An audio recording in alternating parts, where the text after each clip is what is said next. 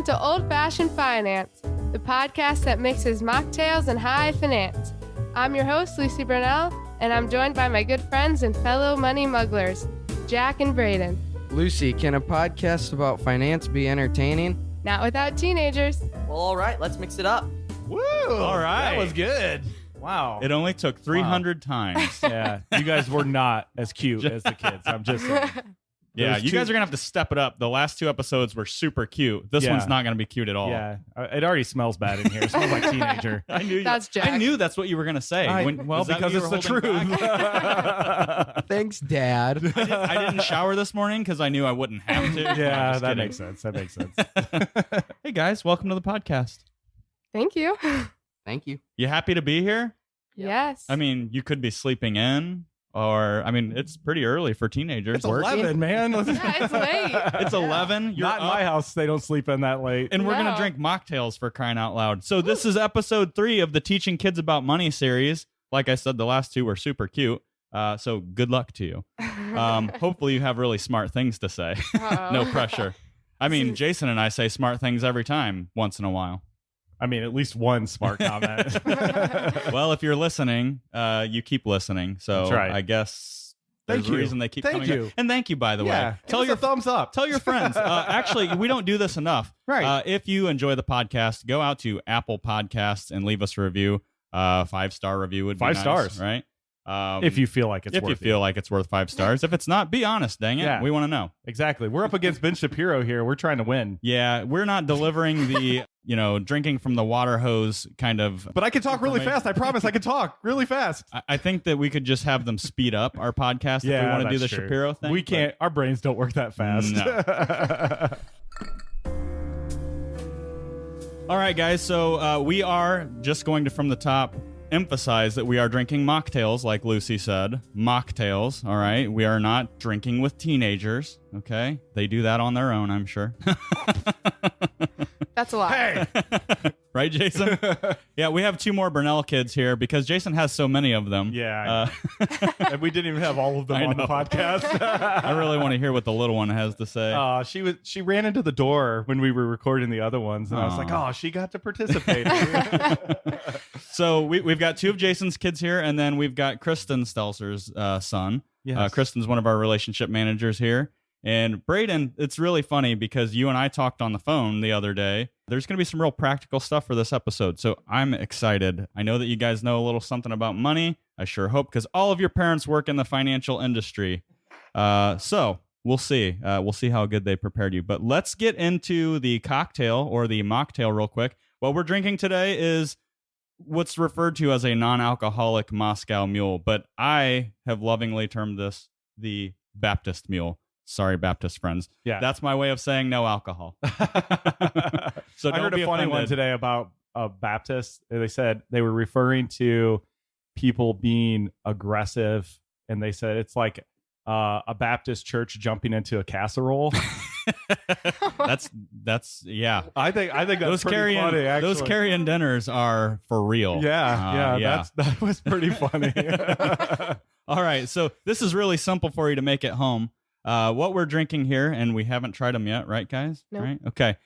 Instead of vodka or bourbon or tequila, I mean, you can make mules with just about anything. You said vodka first. That's like Well, vodka that's the sucks. Moscow Mule. That's what everybody knows. What everybody should drink Yeah. is a Kentucky Mule. That's right. But for these folks here, we're going with club soda. Okay. club soda. So 2 ounces of club soda, 4 ounces of ginger beer, and I have to emphasize non-alcoholic ginger beer because you and can we buy use it both we ways. use Q. Q brand, which is Okay. becoming harder and harder to find. Yeah. By the way, This is kind of potent ginger beer, though. it's very good. It's Yeah. non-alcoholic, but it's got. We've talked about this one on the podcast before.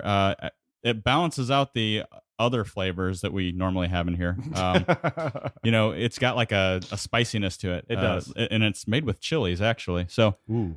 So 2 ounces club soda, 4 ounces ginger beer, non-alcoholic for this version, and just a squeeze of lime juice. You're going to put that in a tumbler or if you have a copper mug, it's perfect. Fill it up with ice, mix that up, Drink. and away you go. So All let's right. take a sip, guys. Let's see what we Cheers. think. Ooh. Cheers. Thanks for being on the show with us. Cheers. This is the only payment you're going to. This is the only payment you're going to receive for the record. Ooh. Lucy thinks it's disgusting. Yeah. Is it too spicy? I don't like it. Too spicy? I don't know. It gets you in the throat. What's Braden Right think? back there. Could have been spicier? What do you think, Jack? Really? It's kind of interesting, I guess. I mean, it's not too spicy, but it's not super spicy. I mean, I don't know.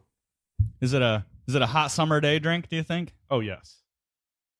You know what? It's missing something. Yeah. It's missing a little kick, right? Dang it. I've been holding 3 episodes, man. We haven't actually had a drink. I know. Well, there was that one in between that I will not speak of. Oh, yeah, that I that's had to right. fly solo. I know. You don't have to listen to that one, by the way. Yes, you do. I listened. It's good. It was hard. It's okay, buddy. I was definitely sick. drank on that one. I couldn't even have talked if we tried, so it would have been bad. All right, so moving on. Before we jump both feet, or how many feet do we have here? 10 feet into the finance topic. I have some questions for you guys. This is what we did in the last couple episodes. We asked kids questions. Again, their answers were much cuter than yours are going to be, so we're going to step these up a little bit. I'm scared. Let's go around the horn here. I'm scared. Braden, in your opinion, what's the difference between a want and a need? Obviously, through the lens of money. Want is something that you might it might be really appealing to you, but aren't going to really use it in your everyday life. And a need is going to be something that is going to benefit you, and you're going to use it every day, and it's going to be helpful to you, like a knife. Okay. So that was the easy part of the question, and this is why I asked you this question. Martin guitar, want or need? Need. Excellent. Wow. Yeah. I don't know about that. I knew I liked you. All right, You Lucy. answered correctly. Didn't hesitate. Yeah, cue the You sound get another effect. drink. You get another drink. Lucy, what does it mean to you to spend within your means? Well, spending within your needs. Means. Means? Yeah. Like within the amount of money you have. I mean, don't spend all your money. You obviously got to save. And if you know that you want, like, you don't have a lot that you can save, then don't buy all the wants. Then only really get what you need.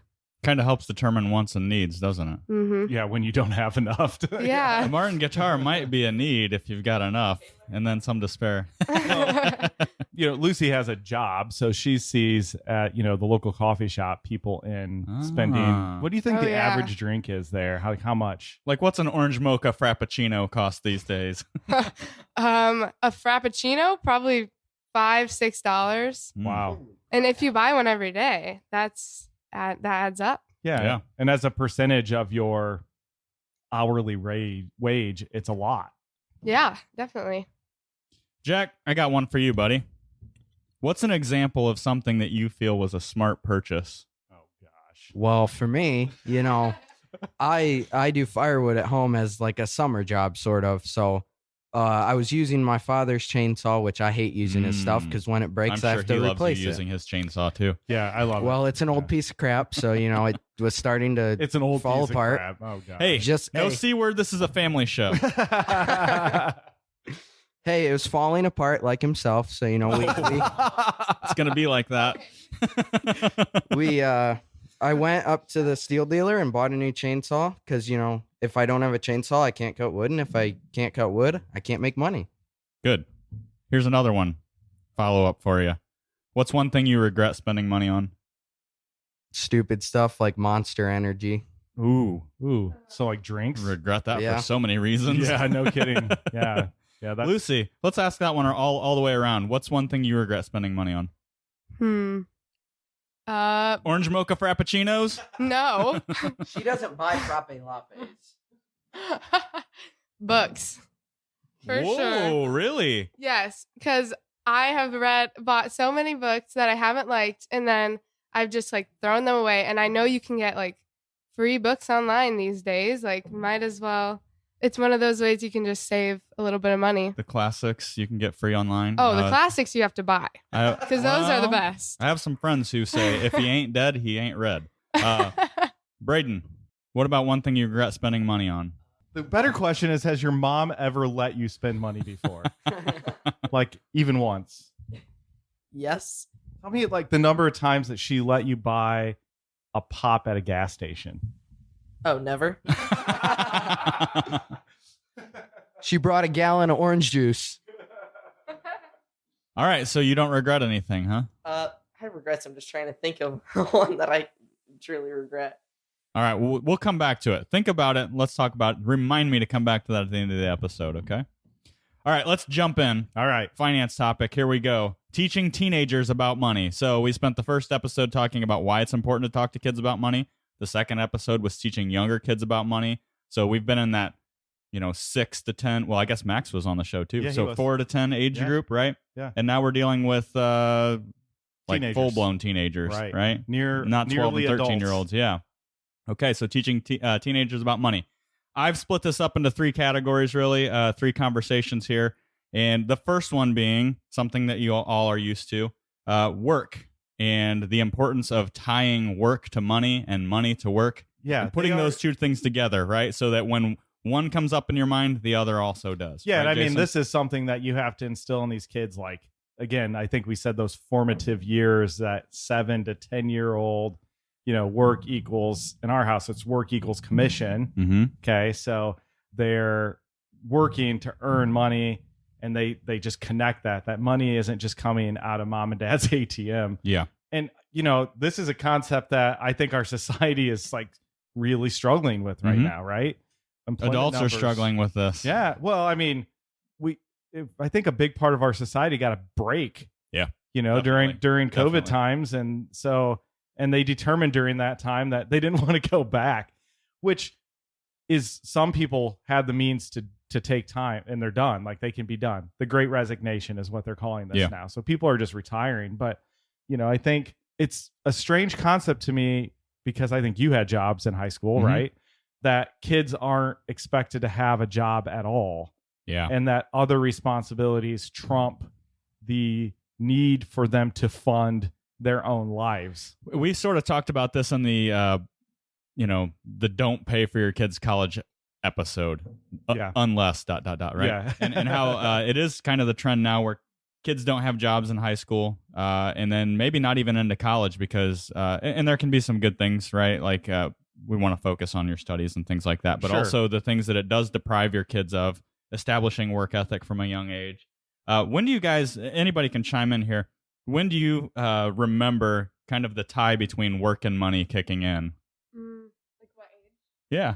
For me, it was probably like 5 years old doing chores around the house that I absolutely hated, but it got me stupid stuff like bubble gum at the Mhm. grocery store. Bazooka Zooka bubblegum. No, I'm too cheap for that. I just got whatever was like the 30-some cents a stick. No big league chew in your house? Okay. For me, Your kids are it's- deprived. For me, it's probably going to be 13. Just started doing not really chores, but extra things that I didn't need to do, but I wanted to make, $1 or $2 and Yeah. just save it. Yeah, I agree with you. I started babysitting at 13, and I had to really learn to like use my money wisely and not just spend it all. Well, not just that. I mean, like the part of the work ethic piece of it is it's someone else's schedule you're working around. Yeah. I think that's good. My oldest teenage son he makes his own schedule for work, and that's just not good. But there's responsibilities that are different in every job. I think that is an important lesson to learn, that you have to be at a place during certain times is another concept that I think to a certain degree take for granted.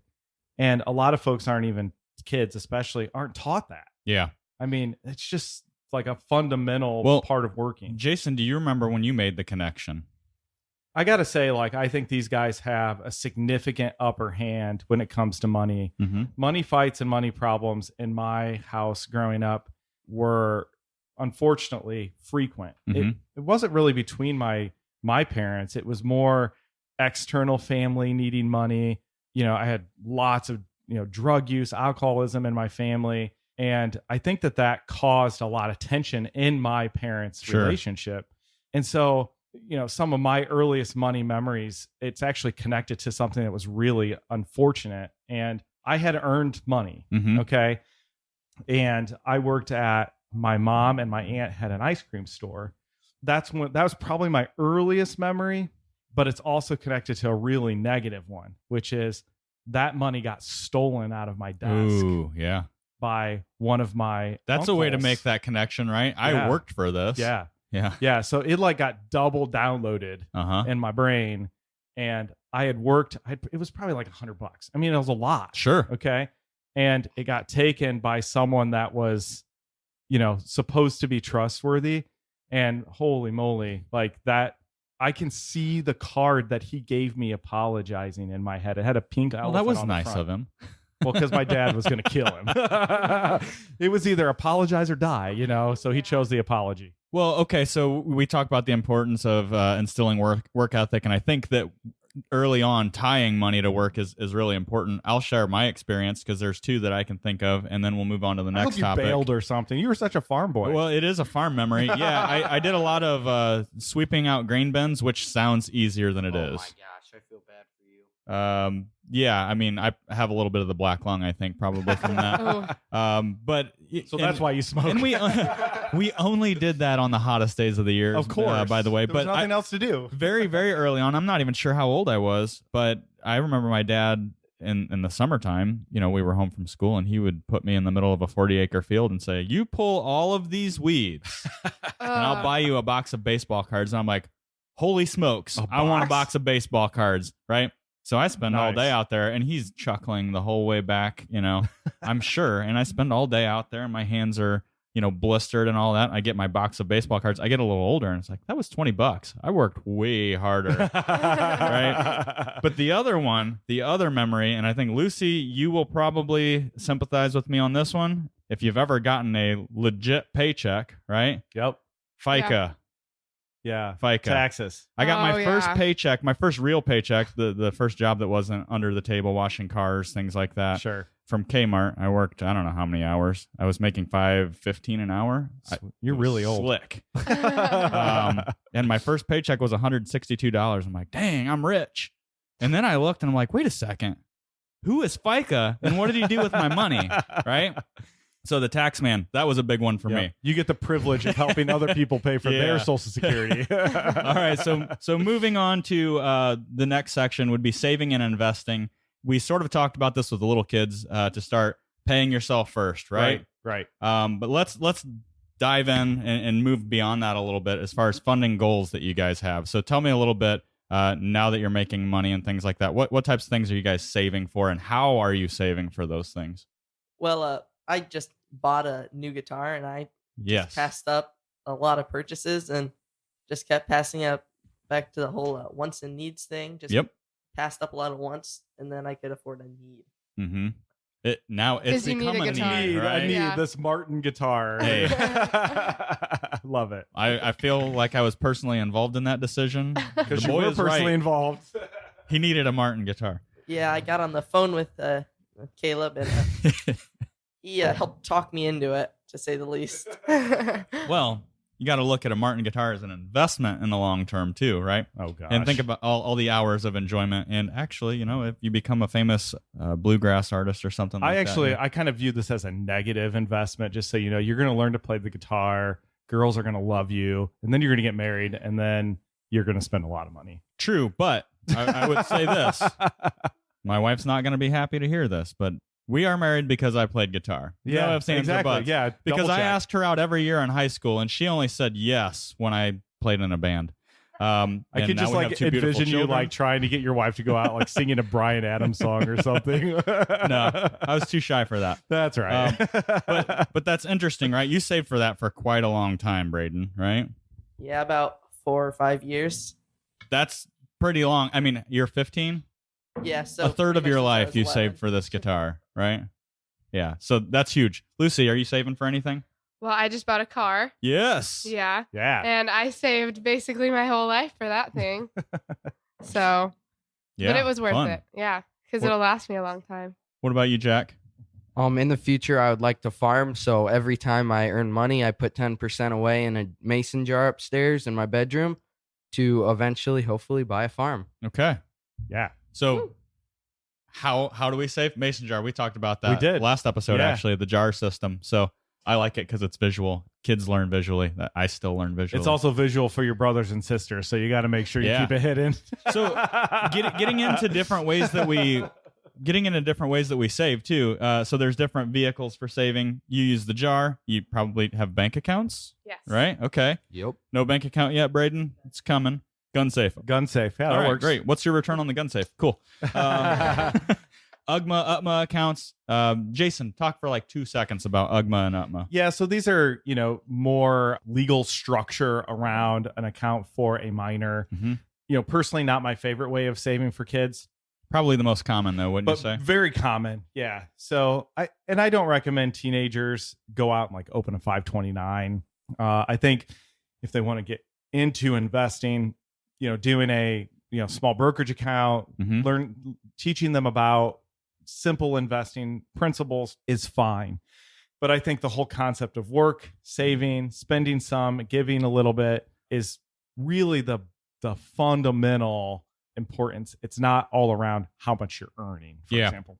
So UGMA, UTMAs, that's Uniform Gift to Minors Act, Yep. Uniform Transfer to Sorry, I Minors. forgot A that lot part. of it depends on what state you're in, really which one may apply. These can be savings accounts, CDs, they can be brokerage accounts. Yeah. But mom and dad are going to help with that until you reach an age of majority.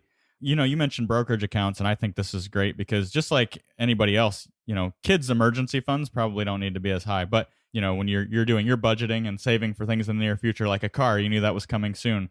A guitar, that was a little bit longer purchase, but you want some cash, but you have the opportunity at a young age to start investing too a little bit and learning basic principles. IRAs are one that I think are often overlooked. Minor IRAs. Sure. So you guys are working, you're receiving an income. Lucy has a W-2 to prove it. Yeah. So you can even at this age start saving for retirement. Something that not a lot of folks know about. And there's a lot of talk around ways to use IRAs other than for retirement. So there is a couple outs of an IRA if they happen to start young, Mhm. where they can maybe use it for education or first time, home purchase, Yep. things like that. And there's actually a proposal in Congress that has a little bit of momentum around expanding how you can take money out of an IRA for very specific life events that are logical, like an illness, for example. Mhm. So, but I think this is overlooked a lot. Listen, guys, if you own a business and your kids do anything for you, IRAs are a wonderful way to, get some money over to your kids, help them fund their future. It's a really good spot. If you can to put find money. some work, and I know Jack and Lucy were out here earlier this Pulling week doing weeds, some baby. landscaping, working a lot harder than I do here. Just kidding. No, I'm not. You're not. But if you can find some things for them to do and prove that you're paying them an income, an IRA is great. Yeah. By the way, because kids also, from a tax standpoint, have an exemption. They have a standard deduction, right? Right. So exactly. these are some. If you're looking at parents, I'm talking to you. If you're looking at ways to stow away money for your kids, the IRA is one that's not. It's constantly overlooked. I think we think about UGMA, UTMA, we think about savings accounts, then we go right to Coverdale or 529. Right. But the IRA, Tax deferred growth. I mean, there's still some taxation if they take it out for education. We have to work through, but it's not. It's not a place that you should just forget about. absolutely. But Talk to your tax person. Yeah. If you're a business owner, you can pay your kids a pretty sizable amount of money. Enough. Stick that away in a retirement account, and Right. it's beneficial for both of you. So right. we won't get into the details. That's out of the scope of this episode because we want to teach kids about money. So let's get into the next is spending. So we've talked about tying work to money. We've talked about saving and investing, and then we've got spending. Okay, so Braden, I want to ask you first because I know your mom very well and the way that she views money. Is it hard for you to spend money? No, they're very careful and try and make sure that I see all the ways that this could affect me negatively and positively. So I'm gonna be needing a car in a couple years. Mhm. So they always are telling me about that when I think about spending. If you can find it cheaper someplace else, a lot of times it's worth it. You don't need it right that second. Find it somewhere else. Mm-hmm. Get things used. We go to garage sales all the time and get stuff that way. But I'm going to answer my question to you for you. Yes, it is hard for you to spend money. I spent 10 minutes on the phone with you telling you to pull the stinking trigger already. You've been saving. He was having a visceral reaction. You specifically were saving for something and still were having trouble with it. Do you guys have trouble spending money a little bit? Yes. It depends what it's on. There if you it's go. something like a chainsaw, I could go buy one used for $600, but I could also go buy a brand new one for $800. Yeah. Yeah. And know it's brand new. Yeah, I think that it's funny that he said, Braden said the, shopping around concept, things again that I think we don't realize that, kids will they're taking it for granted that they've been taught. Like, there's no shame in stopping at a garage sale and buying something. There's no shame in waiting and shopping. Right. And I think our society is so driven towards the immediate that we forget that is just one of the most simple ways to get what you want. Okay. And save could be a significant percentage. Yeah. Absolutely. I'm a big proponent of buying used. I've never bought a used car or a new car. I don't think I ever will, actually. And I learned that early on whenever I bought a year-old car, and the contract was in the glove box. The previous owner had it for a year. Yeah. 21,000 miles, right? They paid 32,000 and I paid 16. Okay. So the only thing that they can say is theirs is the only butt that sat in that seat. Yeah. Aside from that, I bought a new car for half the price, right? So, Exactly. big proponent of that. What I want to get at with the spending thing a little bit is, obviously sitting around this table, you've done a good job with your kids. Braden, your parents have done a good job. Sometimes, and we talked about this in the last episode, from an early age, you got to teach them, if you're saving for something, it's okay to spend. Right. There can be an unhealthy relationship with money where it's all about being frugal. And then you end up, work is a means to get money, but you don't do anything with it. You're not generous with it. And I'm not saying that, by the way, guys. But I think it is important to budget in the spending and things of that nature. So that kind of brings me up to the last thing before we close this out, which is charity. Have your parents taught you to be generous with money? And how do you think that's benefited you, if they have? Our parents make us give 10%.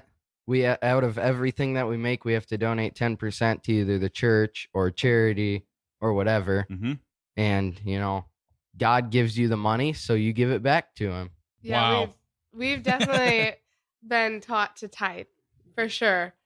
I don't think I would want to at all if it weren't for my parents, because it's hard to make money and then spend it somewhere where you don't think you're gonna benefit. So another thing, and we've touched on this before, but I'll just reemphasize this. A lot of folks, I think, when they're teaching their kids about money, they say, well, we'll teach that part of it later. In the meantime, it's my kids, they do what they want with their money, whatever. I'm going to teach them about saving. But kids are going to be who they are between ages 7 and 9. That's where these money habits set in, right? And if you don't teach them to be charitable or generous, you're probably never going to be charitable or generous. Braden, what's your experience with charity and giving?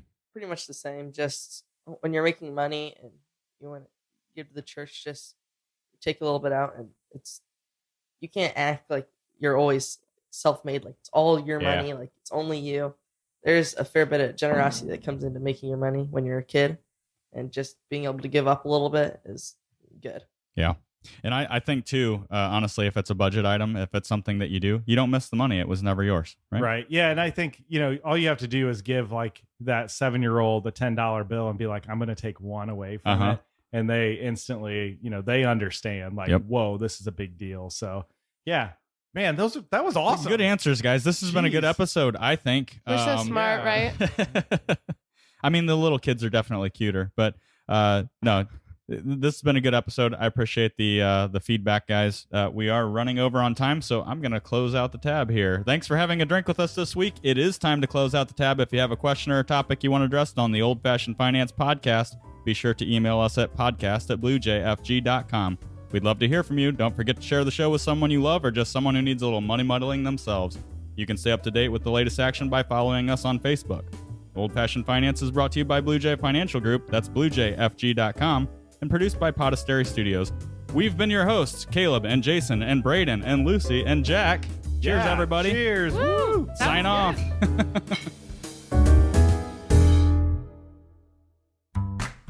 Blue Jay Financial Group, LLC. Blue Jay is a registered investment advisor registered with the state of Ohio. Registration does not imply a certain level of skill or training.